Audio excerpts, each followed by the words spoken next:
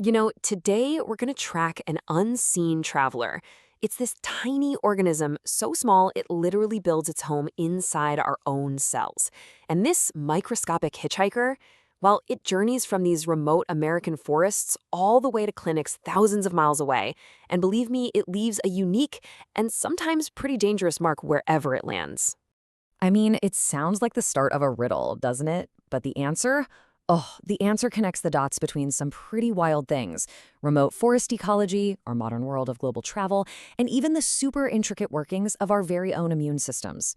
The journey of this one single parasite, it tells a much, much bigger story about the new realities of global health.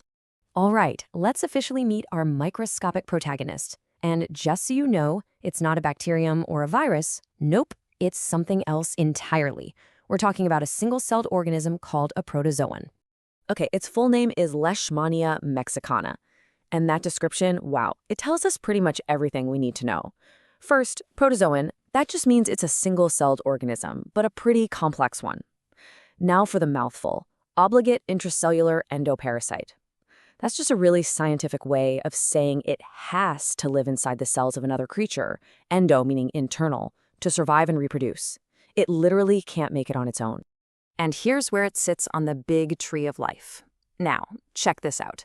It belongs to the same family as the parasite that causes African sleeping sickness. That's a pretty notorious relative, right?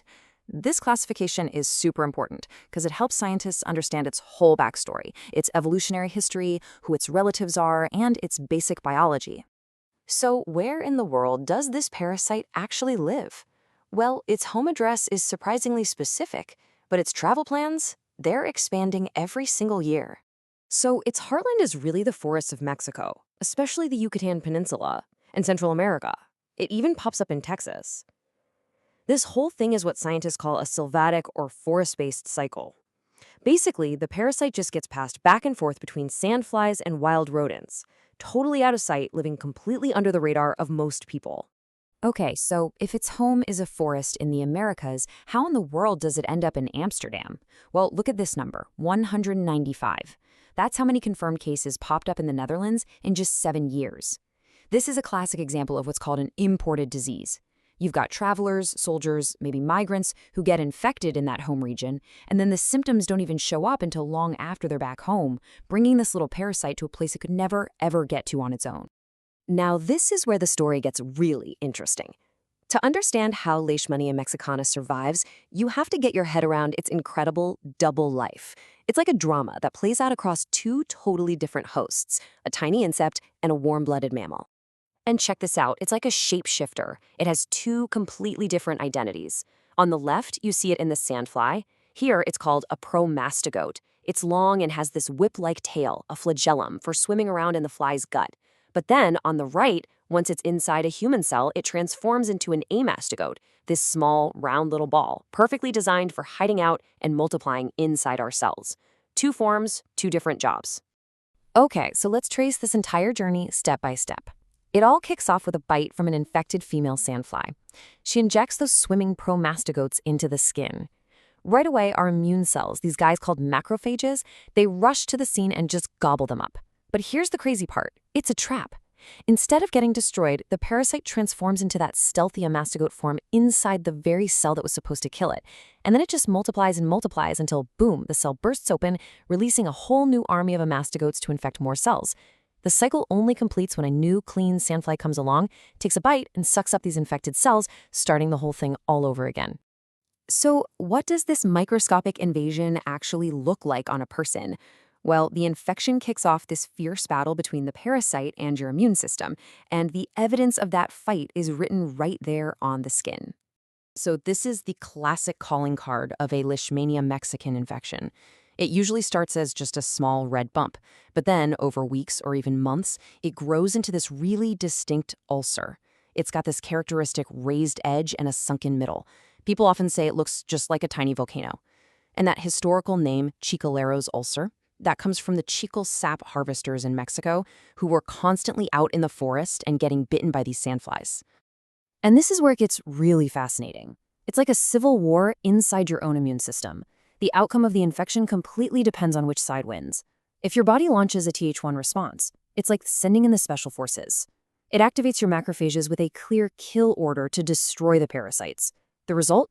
The infection gets contained to that one ulcer, which can often even heal by itself.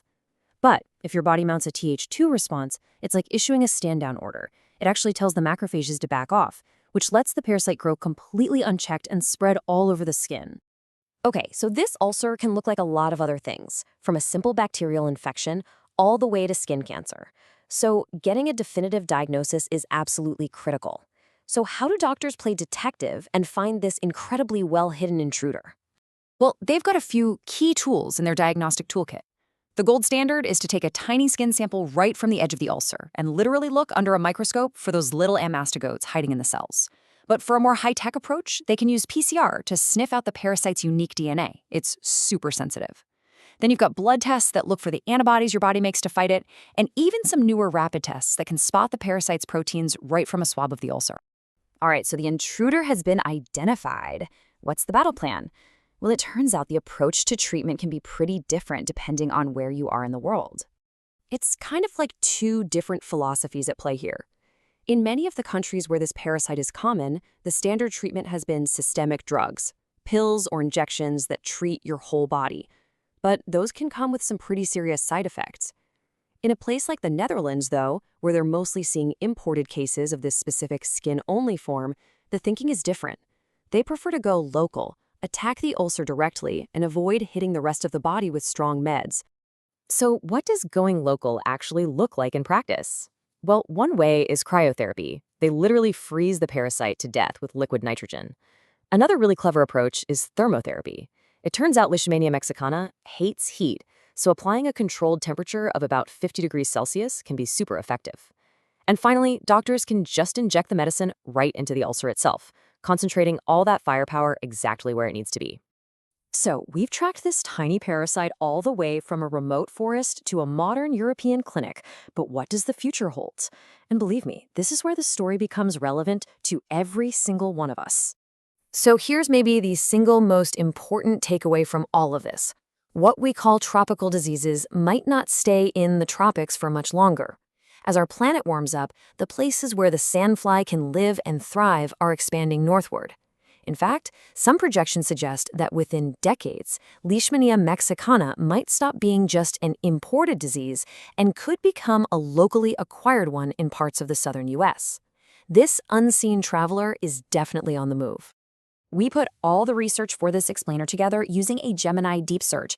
And hey, if you want to geek out and dive deeper into the science yourself, we've compiled all of our sources into a Notebook LM document. You can find the link for that right in the description below. All of this really leaves us with a huge question to think about, right? In a world where people and parasites can travel across the globe in a matter of hours, our old ideas about diseases staying within certain borders, well, they're just falling apart.